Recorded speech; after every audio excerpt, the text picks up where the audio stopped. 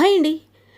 వర్షం పడుతుంది కదండి, ఏదైనా డిఫరెంట్గా రెసిపీ ట్రై చేయాలనుకున్నాను. సో నేనైతే ఈ రోటి పచ్చడి చేసేసాను. ఇంట్లో కూరగాయలు కూడా లేవండి.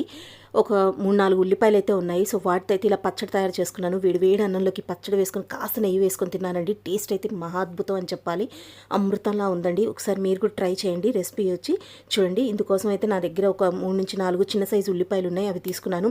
తర్వాత జీలకర్ర, ధనియాలు, ఆవాలు, ఎండుమిర్చి, చింతపండు, కరివేపాకు, మెంతులు, వెల్లుల్లి రెబ్బలు, ఇవన్నీ కూడా కావాల్సిన దినుసులు అండి. చింతపండు, వెల్లుల్లి రెబ్బలు తప్ప మిగతావన్నీ కూడా 2 స్పూన్లు నూనె వేసి పొయ్యి మీద ఇలా సిమ్లో పెట్టుకొని వేయించేసుకోవాలి.